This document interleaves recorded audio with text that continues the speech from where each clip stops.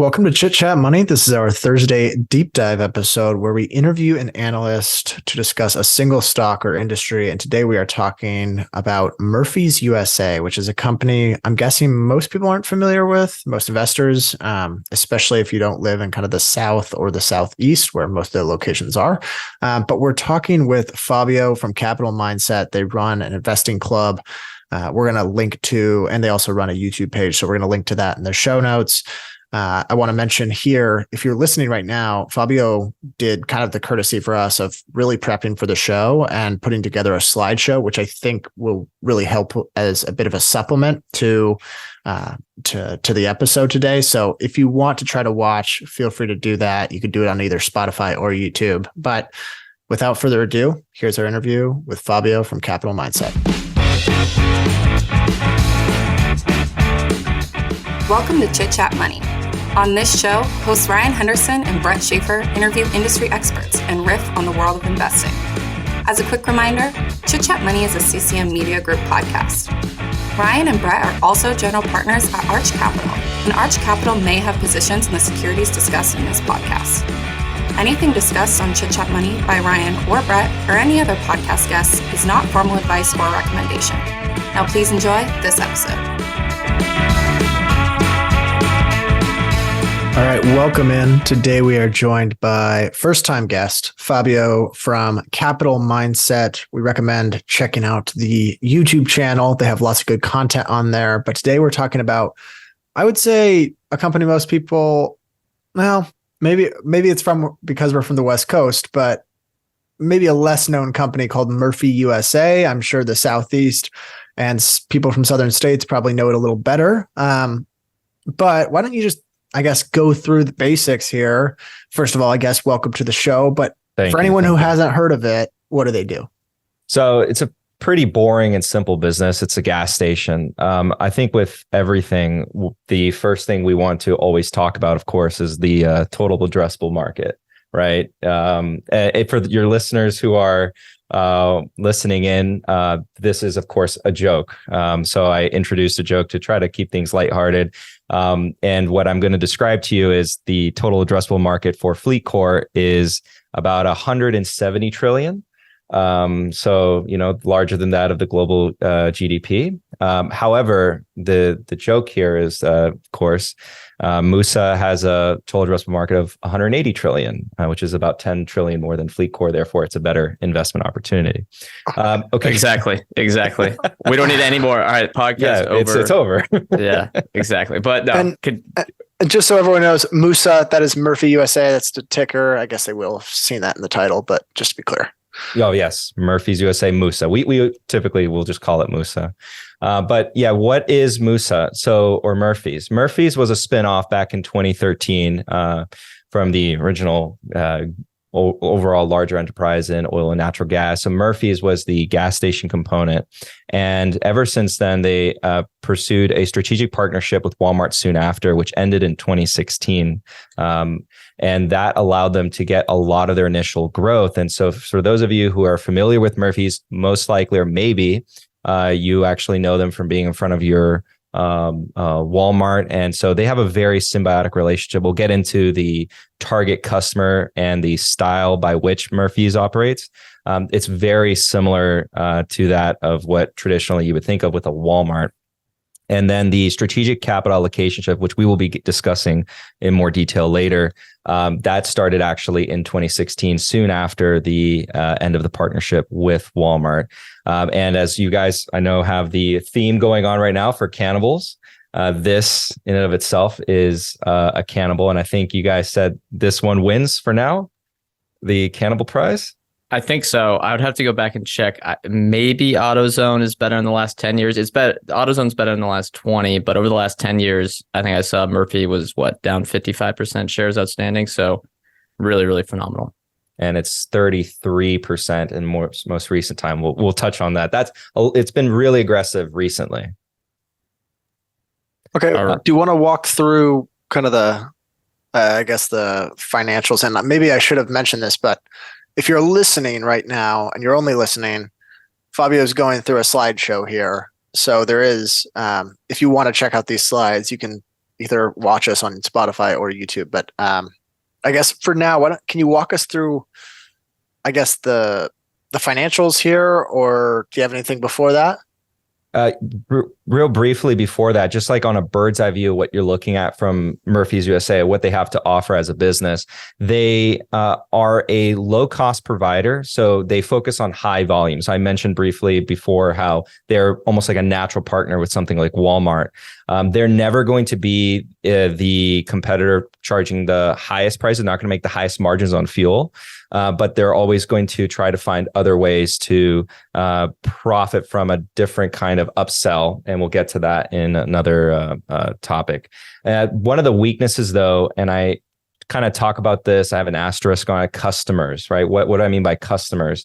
Well, the customer component, if we see like Dollar General right now, they've actually been discussing how their customer is pretty much at their limit. Murphy's actually targets that value-oriented customer. So in times of economic hardship, while they do present that opportunity for that customer who maybe is looking more for a value, at the same time, we have to recognize that that customer or that average customer base in aggregate is perhaps getting hit in a different way than something like the target customer of something like, let's go extreme in Costco, where the median income of their customers is over $100,000. So the fuel margins is both a benefit, but also a potential risk. While the fuel margins is how they strategize and how they get their costs so low, they focus on having low margin on that fuel. They basically get it to as lowest price point possible. It also gives them less room for error, which we'll look at in some of their competitors. And of course, you do have the opportunities they have within the market, which is mainly from the consolidation. The majority of the industry, still about 60%, is still controlled by single operators, so mom and pop. And so there is still room for that. Now, the threat, which we'll get to in more detail, of course, is everyone in your audience is probably thinking about this, electric vehicles and the other larger players that they might think about, like Couche-Tard, and you have some of the private players as well. But you wanted to talk about the financial position, which one of the things we get to right in before we get into the financials is actually some of these metrics that they highlight, which is the main metric they call fuel break-even costs. And I'll refer to it as its acronym FBC. So it's a simple calculation. You take the merchandise gross profit, you subtract out the operating site costs, and you divide that by the retail gallons. So when Murphy's first started in 2013, they had a FBC of about 3.5 cents. And today it's at 0, and they have a target of always maintaining it at 0. So what this essentially means is that the merchandise in practice is covering the overhead expenses, and that allows them to have basically the rest of the fuel sales as pure profit. We'll get into a comparison of margins at some point versus competitors. And they call this the Murphy's USA virtuous cycle. Otherwise, self-feeding loop, however you want to call it, which is low fuel costs, more customers, more retail transactions, upsell. And you also have the lower FBC, which then in turn increases profits.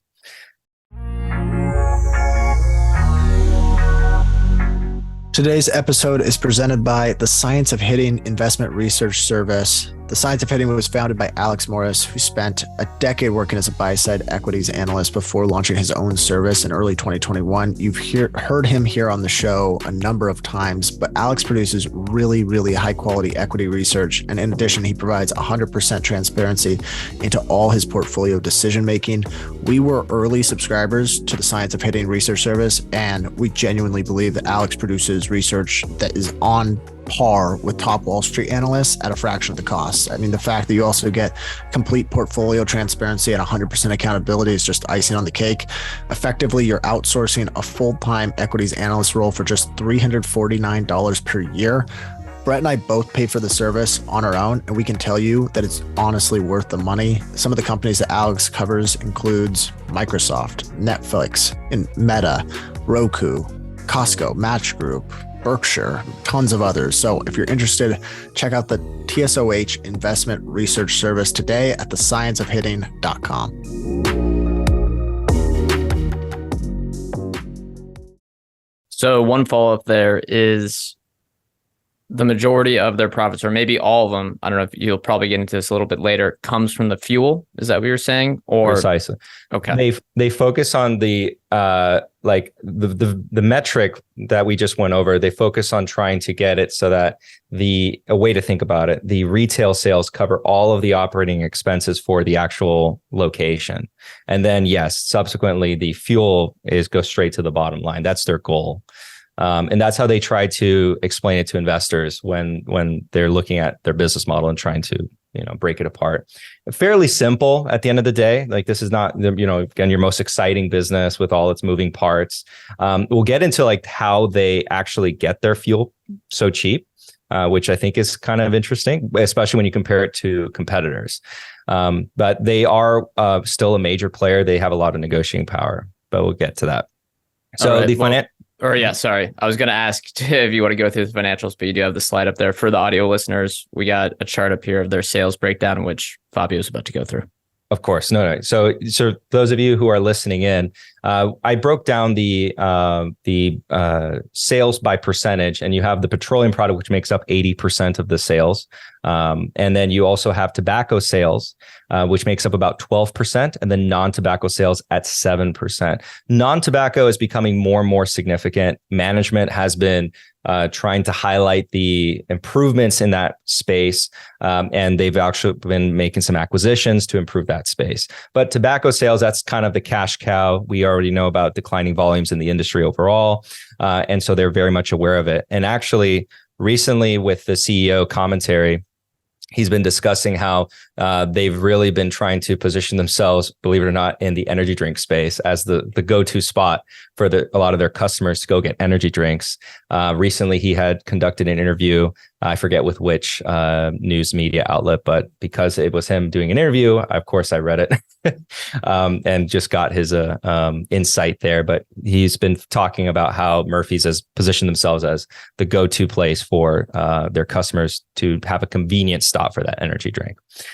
So overall, you are looking at a business with stable margins across the longer period of time. And you also have the kind of dynamic where fuel costs or fuel prices rising can harm the non-fuel sales, but vice versa. If you have lower fuel costs, you also see or witness an increase in the non-fuel sales. So while fuel sales or fuel prices increase, you might see a decline there. Fuel prices decrease, you see an increase there, which is their pitch to investors, basically saying that in any environment, there's a way we can succeed. You do have a strong balance sheet. In more recent times, that has been less so because of the acquisition, but it's not an issue. As far as what I've broken it down to be, it's a non-issue. We'll talk about the debt breakdown soon, but for the most part, that's my summary overview of just their financial health. They are in a strong position to continue to do mergers and acquisitions, although once we kind of break down their recent big merger, there really isn't that behavior that I really don't like, which I call empire building. If you want an example of that, AT&T, Warner Brothers Discovery, telecom buying a media business. It's completely expanding out. Yeah, we should hope that they don't try that with MUSA. That seems to be one of the big concerns for a company like this. But Ryan, you had a follow-up question? Yeah, so I guess we've never really looked that deeply at any of the publicly traded gas stations, but my impression was that they basically sell the gas at cost and make money on the selling the sodas, the snacks, the tobacco in the stores. Is this, you're saying this is different than the typical gas station? Correct. Okay. Correct. Yes, correct. Entirely so. And we'll get into the procurement, but one of the ways that they get we'll actually get into that now. It's, if you look at how Murphy's actually acquires their fuel, 50% comes from their own a mix. About 40% comes from the actual refiners, direct from refiners. We call it white label. and then 10% comes from, just the general market. So the vast majority of it, they're getting at much far reduced price versus a lot of their competitors who strictly get it more than likely from the market, or in many cases from the refiner. So them having that mix of acquisition for the fuel gives them that ability to always be basically fighting for that lower price. And again, keep in mind that the vast majority of their competitors, about 60% of the market, is still that mom and pop player. And so in this space, there is that marginal seller effect where you have the local gas station that you're competing with, and everyone's kind of, the prices can vary kind of drastically between one gas station to the next. And Murphy's, if your listeners have ever been to a Murphy's, they're typically known again for being that cheaper option. And then you might have the gas station, down the street with higher price. And the only reason why you'd go there is just simply out of sheer convenience, but you are aware maybe that there's a Murphy's right down the street. Anything else on the financials? Yeah, we want to move to Quick Check. You mentioned that acquisition. How has the Quick Check acquisition gone? I know they're moving with that into the Northeast, I believe, and correct. It has the better mix of, I would say, not fresh, but maybe just food, restaurant, correct. Maybe not casual, but maybe very extreme fast food stuff. So what progress have they made adding that to, they talk about the cross-pollinating of the brands. How has that gone? How has the acquisition gone in general? So the acquisition overall has gone quite well. So that's actually, I'll start there first. And so that what they're doing is they've actually been able to increase food and beverage contribution by about 9% in the year of 2022. What I kind of listed out as what I want to look out for, their goal of integrating Quick Check into their existing stores, or some version or variation of that concept, because the majority of Murphy stores, they're smaller in size. I would kind of equate Quick Check to, for your audience that have been to maybe a Wawa or a Quick Trip. Quick Check is going to be more so akin to that, where you can get, your sandwich, your soup, hot food and beverage. People actually enjoy going to those places and getting food. Now, why does the management actually call it, as far as their strategy of it, they call it capability building? Well, you kind of alluded to that, where they're trying to become more of a place where you can stop and enjoy yourself for a little bit. And that key word, enjoy yourself for a little bit, it plays into the EV trend. So if those of you who have an electric vehicle, I myself count myself among that. And when you're out there charging your car, it takes a little bit. It's not as quick as a gas car. So if there is a convenience store there available where potentially I can get a hot food or beverage, that's going to be more enticing for me to actually go in there, and then they can upsell me on that product. So Murphy's has identified that as a future need. And so the entire industry, for the most part, is attempting to move in that direction. This is management telling me as an investor, hey, we're aware of that shift. We're trying to position ourselves early. So Quick Check hasn't rolled out as rapidly as some people might have thought it would. And that's simply because the current need for it in Murphy's portfolio isn't as extreme as what someone might believe with other players. And we'll get to that when we talk about the demographics, what type of customer they are, where are they located, because that has a huge play. You don't want to see management just acquire this and then just spread it all over just because. We want to see that everything has meaning and purpose to their strategy. Management has talked about that presently there isn't as much of a need for a lot of their customer base, because simply electric vehicles aren't as prolific in the areas that they serve.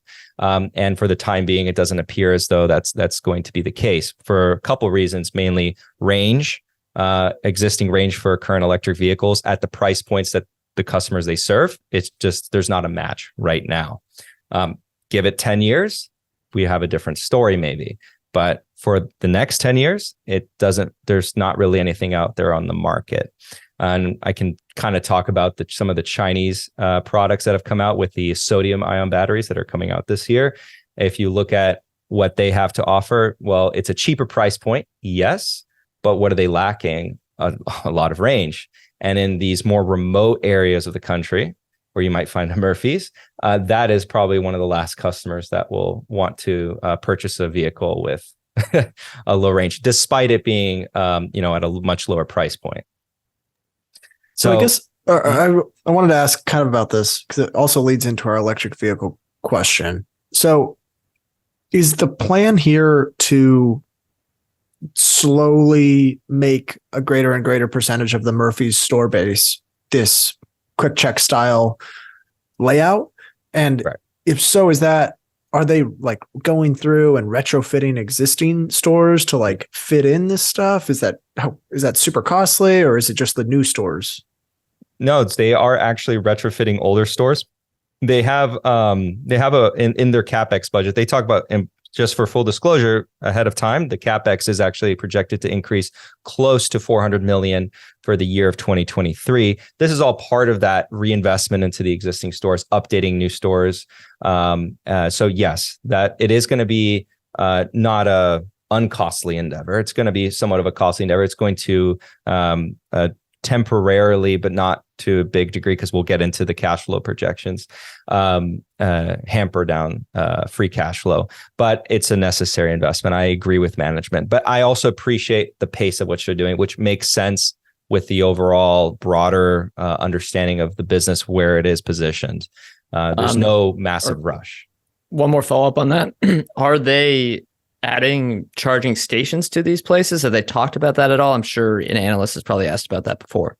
Yes. And yes, they have. It has been asked, and they have been, again, also at a moderate pace. So they're looking at location by location. Every time that the CEO has been asked about it, or management as a whole has been asked about it, they're looking at their portfolio, and on a location by location basis, they're adding electric stations where it's needed. But for the most part, in a lot of across their portfolio, there really isn't that much of a need presently. It has everything to do with where the areas that they are serving. Quick Check, when they acquired it, came with a lot of locations that already had that capability. And for some of the places that Quick Check was servicing, it made sense. But a lot of the places where legacy Murphy's, you'd find it doesn't make as much sense currently. All right. And anything else on Quick Check, or I guess we kind of combine this with the electric vehicles. So anything else on the electric vehicle threat? I know a lot of people, when looking at a gas station stock, are going to think about that as the giant thing looming over their head. So before we move on, anything else with EVs?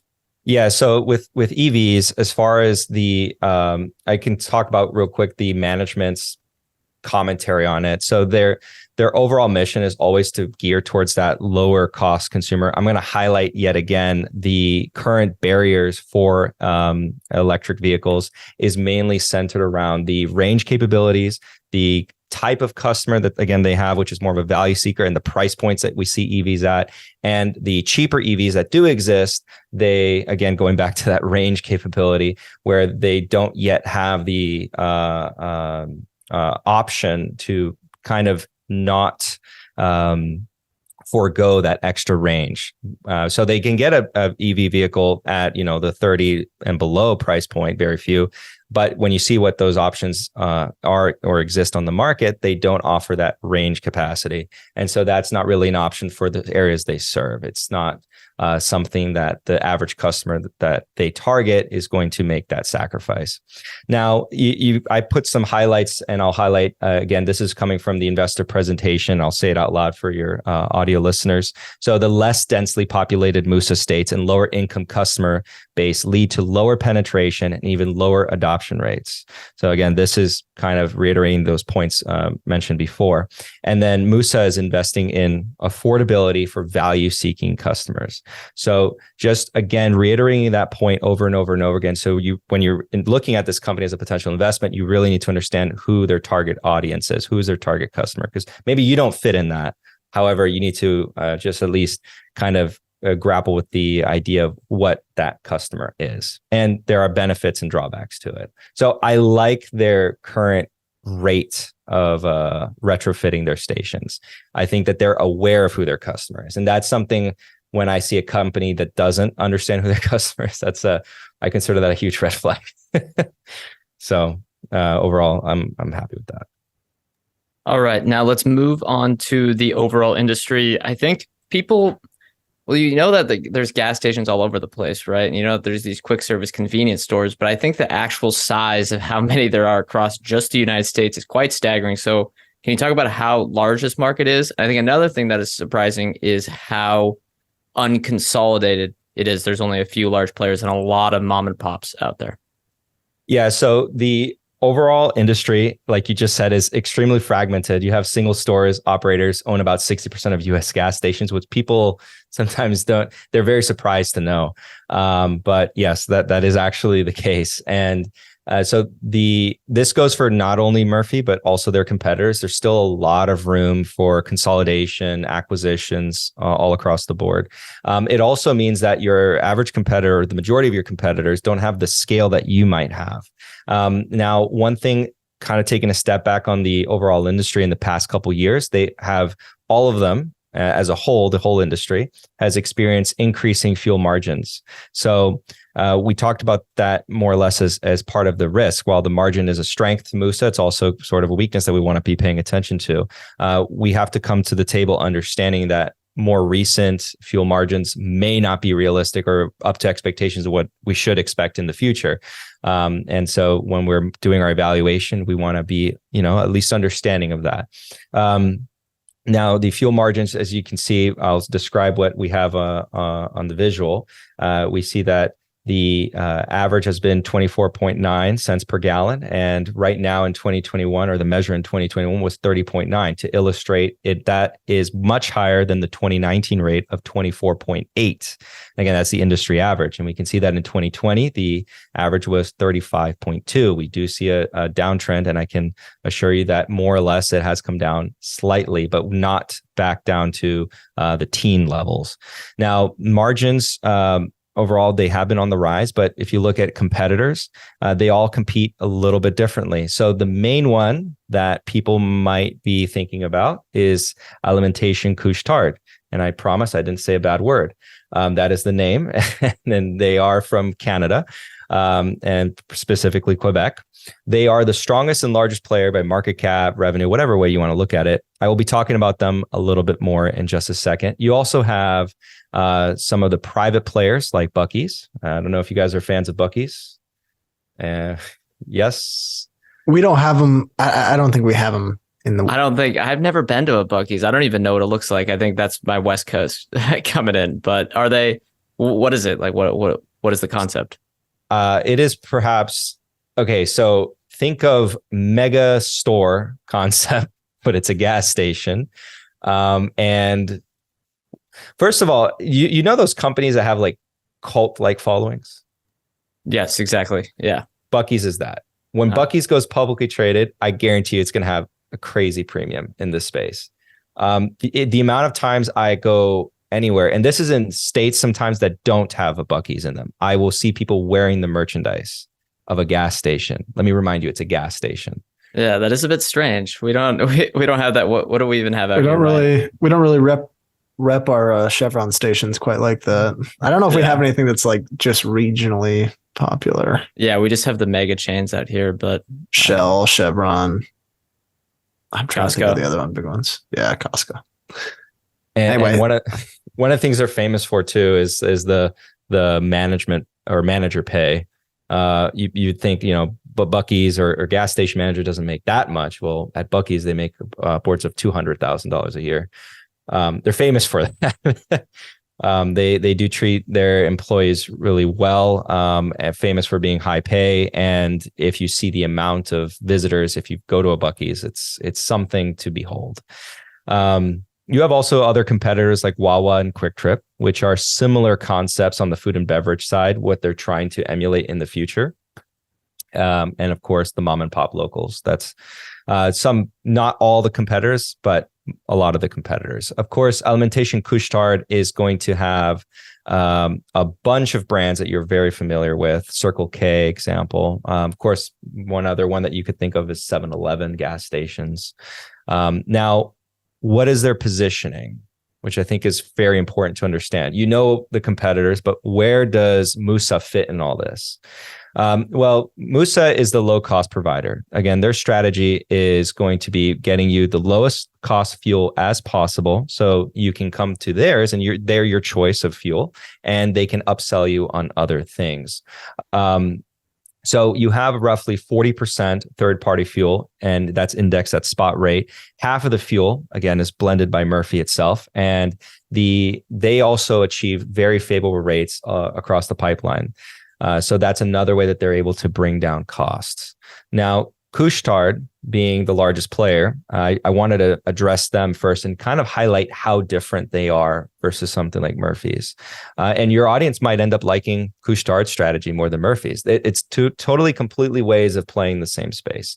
So they are a global player. You'll find Couche-Tard's brands not just in the United States. If you're looking for a global play on gas stations, convenience stores, quick service restaurants, hey, here you go. They have food, restaurants, cafes in Europe. They have, again, your classic gas stations here in the United States. And they've been playing a lot with different themes or different concepts as well. Their strategy is simple. It's pretty much acquisition based. Acquire new brands and realize some synergies. And that's how they've been growing for the past decade or so. They do not compete with MUSA on pricing. They don't even try. Their fuel margins are going to be typically higher, and they are not going to be even caring about being the low cost provider. They're focused more so on having as many locations as possible, as conveniently located to you as possible. So again, completely different strategy between there. Okay. You already kind of touched on them being the low cost provider, but are there any other competitive advantages that you think are worth noting? Aside from the way they acquire the fuel, no, there's nothing that drastic, because they have the scale that's addressable towards their smaller players. And that still kind of all circles into being the low cost provider. Going back to that Murphy's circular feedback loop benefit that they have.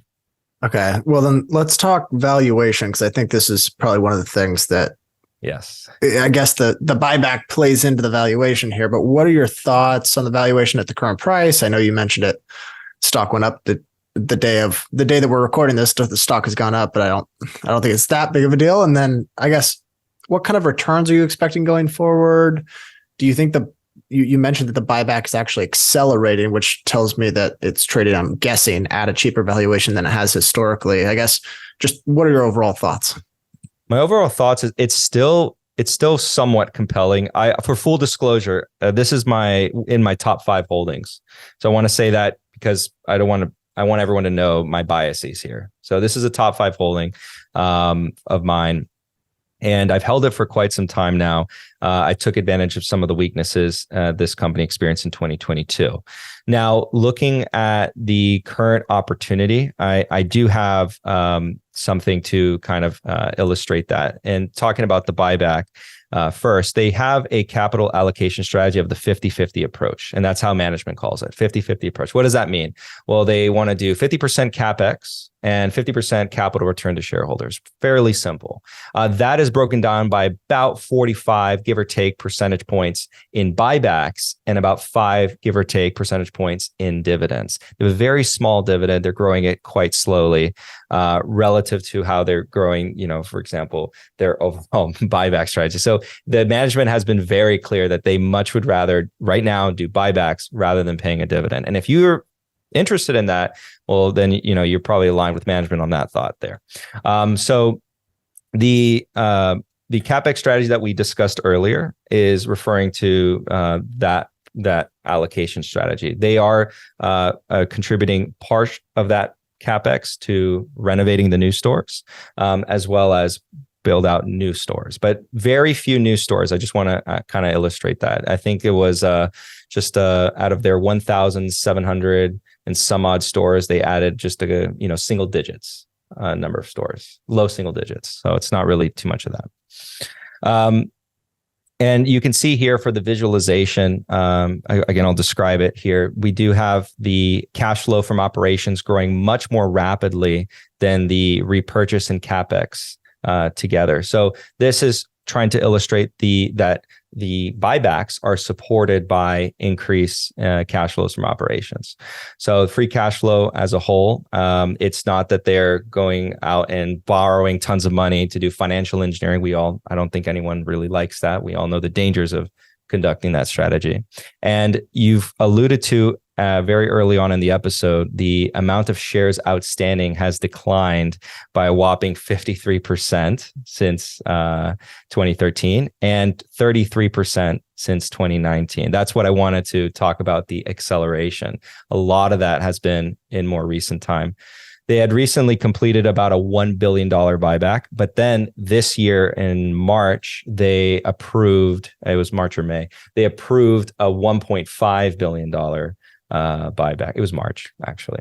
So that's going on until 2028. But management, when asked by analysts, if you're curious, are they going above that 50-50? No, they're going to keep it at about that 50-50. So in line with that range. I love management teams when they're open and transparent to the shareholder. Everyone does, but I like it when they're telling us right from the get-go exactly how much they're going to be contributing towards buybacks.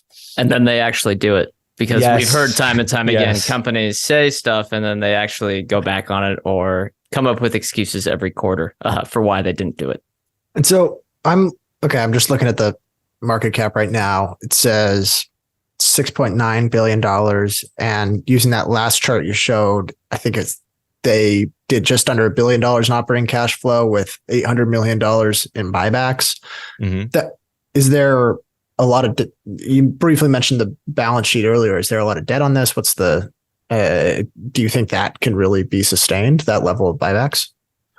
So the amount of buybacks that they're doing right now in recent times, and we're talking about 2022, has been fueled decently by debt, but going forward, not so much. So much of the debt that they did take on was for the acquisition. They took on a little bit more debt for, again, about $200 million to pay closing fees, et cetera. And the remainder, it was about 600 and some odd million dollars, nearly $700 million for the actual acquisition.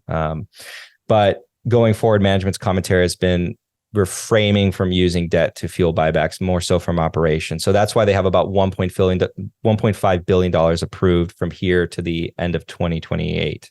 And so based on that goes into the valuation when we modeled it out, kind of seeing how much is that going to be on an annualized basis, that return of capital. So, but that's a good question because that's something, again, that should be a concern to everyone. Are we going to do financial engineering, just borrow tons of money, especially considering what rates they'd be borrowing it at right now? There's only about $400 million of what they borrowed that is coming due in 2028 is on the LIBOR plus 1.75%. The remainder is, there's a credit facility, and the remainder of that, which is about 300-ish million, 300 or 500 million. I have it written down on the slides, is fixed, and that one is maturing in 2031. So no near-term debt maturities to take note of. But yes, you want to be paying attention if you're interested in this investment, that management isn't borrowing tons of money, putting it onto the balance sheet, and then using that to buy back shares. So something to definitely keep an eye out for. All right. Anything else? I know you have a third slide here. It looks like for capital allocation, valuation, stuff like that. What do you have for us? Correct. So this is something that I found interesting. I wanted to share with your audience, and I'll describe it.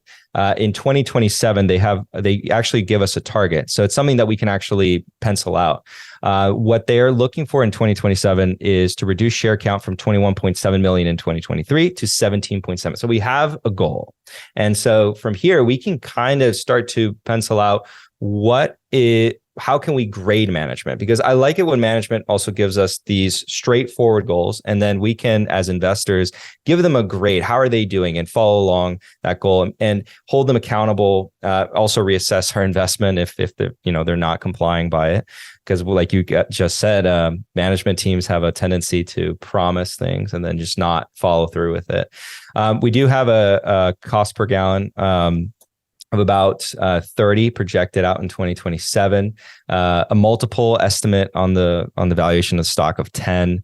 That's more or less in line with what they've been in the past. And so they're just taking the average there. But the share count is really what you want to be looking at there. That's a pretty aggressive buyback strategy. Again, going into the theme of what we've been discussing earlier. And you can see that assumes a 1 million shares repurchased annually. So again, something to kind of judge them for and say, hey, how are you guys doing? Are you guys complying with that promise? Or are you guys faltering through with that? So I do like that was included. But that kind of gets into our evaluation. All that comes together. So I, myself, and one of the other analysts of the club, we did our own valuations. I'm actually showing you his right now.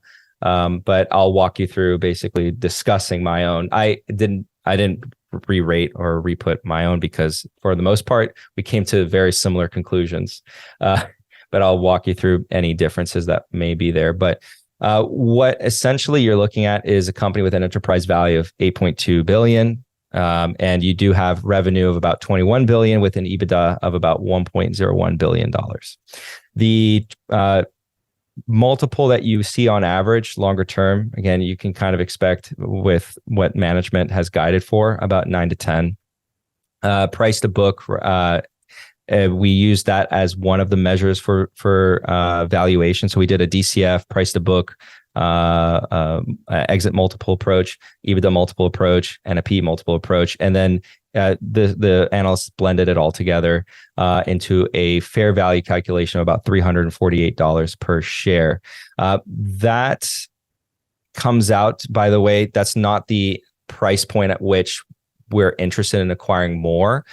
So my actual price point of acquisition, if we want to call it that, is about $273 per share. The analyst in question that we're looking at, it all came about to $270 per share. So we kind of came in line. We're both, his was pretty conservative in some areas. Mine was more conservative in other areas. I assumed lower contribution to buyback than he did. But an estimate return rate right now of high single digits is what we're looking at right now with the current updated price. So that 8% is as of today. Right. And for reference to any listeners, as we're recording, share price is about $322. Correct. And so today there was a decent rally in the share price. For some reason, the timing was unfortunate, but because I don't like it when the stock price goes up right now, because that also means the buyback strategy, each time it keeps going up, is going to be less and less effective. But that's right. It is very counterintuitive for shareholders for a company with a heavy buyback like this. Now, as we close things out, unless you have anything else to add that's important here, we want to always close out these interviews with the risks. So what could go wrong here? Why do you think an investor would lose money owning MUSA over the next 5-7 years? The risk actually comes back a little bit into the valuation as well, because one of the assumptions, we normalize the margins out to about 2.5%. So that's also a very important fact to be had, because right now the margins, if you kind of map them out from here on to the end of time, you're going to be on the higher end. So when we normalize the margins, we decided to do about 2.5%. If there is a deterioration of margins beyond that, that is one risk. And so I do have a couple other risks to really talk about. So that was, we talked about empire building, right? Well, one of the things that might also be a concern is a complete switch in strategy, something that worked. If it ain't broke, don't fix it.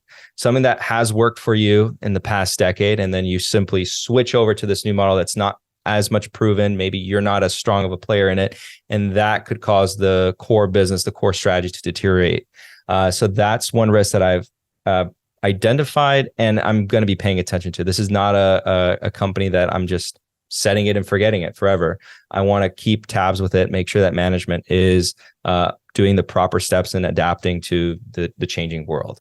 And those changes are not destroying the business. So very key point, because going back to that previous risk that we focused a lot on, that change that is coming is, of course, electric vehicles. How are you adapting to that, right? Very important. And that's its own point on its own. I also look at tobacco sales, believe it or not, right now, because it is a significant portion of their business. It's not something we can ignore. How is that faring? If we do see a rapid decline in tobacco consumption, that could actually impact the valuation. So it's something we can't actually ignore. But the main risk, I would say, has everything to do with the overall margin story. And that's if your audience sees and was wondering, why is the short interest so high? Well, that's actually a large part of the bear thesis. The bear thesis currently is that MUSA, or the industry as a whole, the margins are elevated, and they're going to come down perhaps maybe around 2019, 2018 levels at some point. And that is very much a possibility. So your counterpoint to that is, well, the margins will come down, but not as much as what the bears are saying, and more in line with what that trend line we saw earlier, where the margins in this industry have been trending upwards as they've been pushing a lot of the costs onto consumers, and the industry again has been consolidating, and they've been realizing efficiency. So multiple ways that they've actually been able to achieve that. And if you look at a player like MUSA, not isolated to MUSA, but the larger players, MUSA being among them, they have a strategy that enables them to acquire fuel at really low costs, and again allows them to be that low cost provider, which more or less shields them. If you're the lowest cost provider in your market, you are more resistant to downward pressure on price than your competitors are, because they typically have higher prices on their fuel because they can't afford to take on that lower margin. So that's the main risk that I see. Okay, I think that answers pretty much all our questions. If listeners want to keep up with you, find more of your work, what are the best places to do that? The best place to do that is my YouTube channel, and I also have the investing club, Capital Mindset, which is usually in the link on the YouTube channel, and we do pitches from myself and the other analysts. Okay, and to be clear, the YouTube channel is called Capital Mindset as well, or is there another one? No, Capital Mindset. Okay. Okay, and we'll include that link in our show notes if you want to check it out. But before we leave here, we should throw a disclosure on this. Brett and I are not financial advisors. I'm not, Fabio, I don't know if you are, but a financial advisor. No. Okay. Anything we say or discuss here on Chit Chat Money is not formal advice or a recommendation. Brett and I are general partners at Arch Capital, so clients may have positions in the securities discussed in this podcast. Thank you all for listening. Thank you, Fabio, for coming on the show, and we'll see you all next time.